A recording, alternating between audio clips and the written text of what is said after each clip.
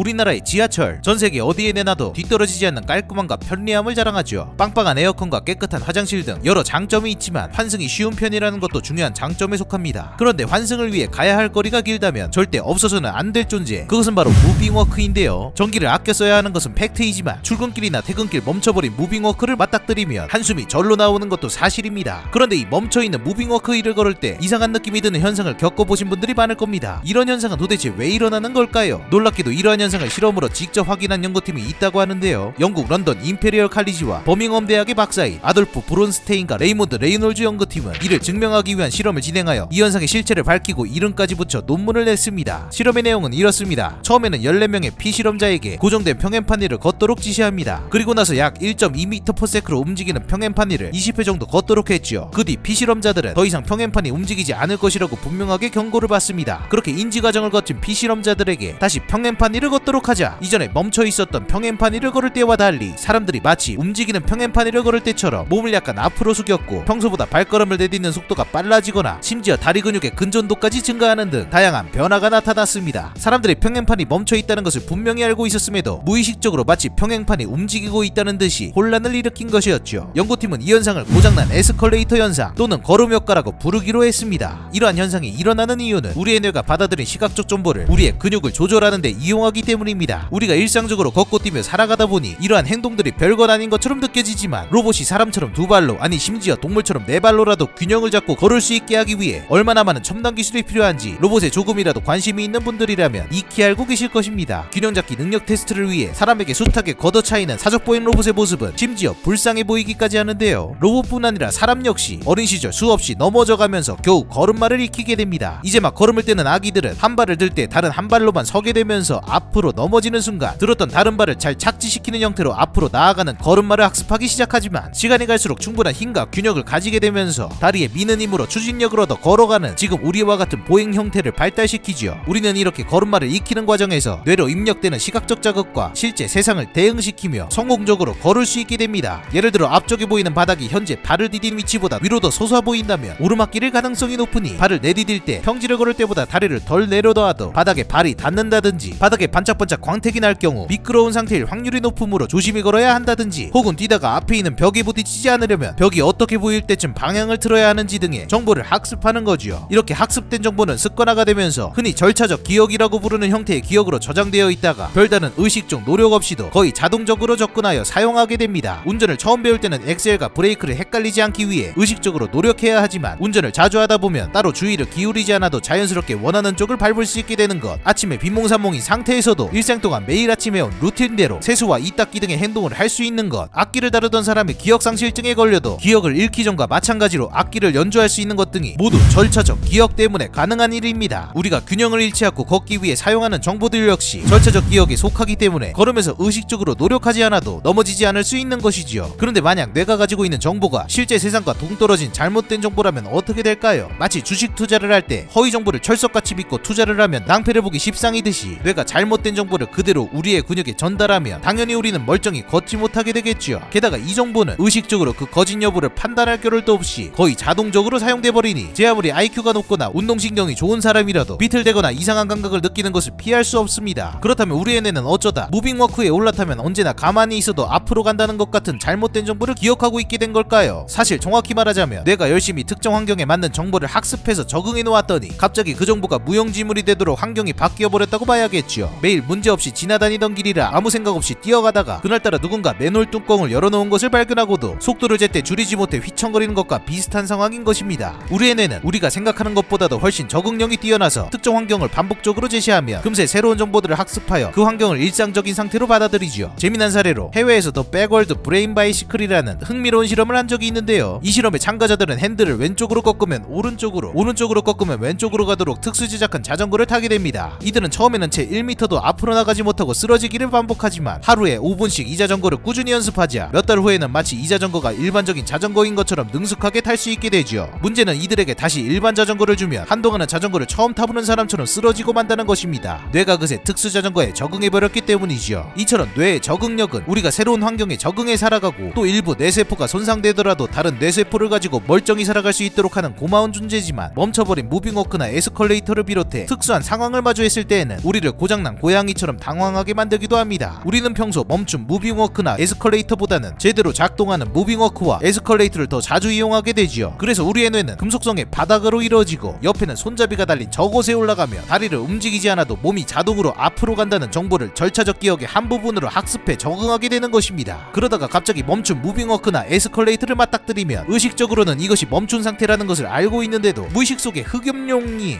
아니라 절차적 기억이 튀어나와 우리의 몸과 근육을 움직이는 무빙워크 위에서 중심을 잡는 상태로 멋대로 만들어버리게 되는 것이지요. 그리고 이 과정에서 비틀대거나 몸이 앞뒤로 밀리는 듯한 이상한 감각을 느끼는 것입니다. 이와 비슷한 원리로 나타나는 현상으로는 육지멀미가 있는데요. 오랫동안 배에 타고 있던 사람이 육지에 올라왔을 때 오히려 땅이 울렁대는 느낌을 받으며 멀미를 하는 현상이죠. 우리의 뇌가 바다 위에서 느껴지는 흔들림에 적응한 나머지 오히려 가만히 있는 땅이 흔들린다고 잘못 느끼게 되어 멀미가 나는 것이랍니다. 또 학자들은 관련된 원리를 가지고 특정 착시 현상을 설명하는 흥미로운 가설도 제시한 적이 있는데요. 그 주인공은 바로 뮬러 라이어 착시입니다. 이 착시는 1800년대부터 알려진 유명한 착시이지만 착시가 일어나는 원인에 대해서는 아직도 확실히 밝혀진 바가 없는데요. 학자들이 주장하는 한 가설은 우리가 각지게 만들어진 건물에서 많이 살아가다 보니 실제로는 같은 높이인 벽의 모서리 중에서 가까이 있는 쪽은 망막에 더 긴 길이로 맺히면서 양 끝은 각진 부분이 바깥쪽을 향하는 형태로 보이고 반대로 멀리 있는 쪽은 망막에 더 짧은 길이로 맺히면서 양 끝은 각진 부분이 안쪽을 향하는 형태로 보이는 경우가 많은데, 이 때문에 우리의 뇌가 전자의 형태는 눈에 보이는 것보다 실제로는 더 짧은 것으로 후자는 실제로 더 긴 것으로 착각하기 때문에 이런 현상이 나타나는 것이라고 설명합니다. 즉 우리가 날 때부터 이런 착시 현상을 격도로 생겨먹은 것이 아니고 살아가면서 학습한 정보 때문에 착시를 겪게 된다는 것이죠. 실제로 각진 건물에 살지 않는 문화권의 사람들에게 이 형태를 보여주면 두 라인의 길이가 같다고 대답하는 비율이 유의미하게 높아진다는 연구 결과가 나온 적도 있다고 하네요. 어쩌면 우리는 진짜로 네모의 꿈속에 살고 있는 것일지도 모르겠습니다. 사람은 일생 동안 자라면서 키가 자라고 눈 사이의 거리도 달라지기 때문에 만약 뇌의 적응력이 평생에 걸쳐 유지되지 않는다면 우리는 청소년 시절을 거친 뒤에 오히려 똑바로 걷지 못하게 될 수도 있습니다. 변화된 시각적 정보 입력과 실제 세상과의 대응 관계에 적응할 수 없으니 실제 필요한 곳보다 다리를 많이 뻗어 의도치 않게 애꿎은 땅바닥을 발로 구르게 되거나 단지 한 발 내디뎠을 뿐인데 거리가 충분한 줄 알았던 벽과 부딪히는 일이 일상이 될 수도 있지요. 그러니 뇌 적응력 때문에 잠깐 이상한 감각을 느끼거나 며칠 멀미를 하는 정도는 귀엽게 봐주고 넘어가야 할 것 같네요. 지금까지 무빙워크처럼 꾸준히 여러분에게 재미있는 지식을 배달해드릴 안될과 공진이었습니다. 재미있으셨다면 좋아요, 구독, 알림 설정 부탁드려요.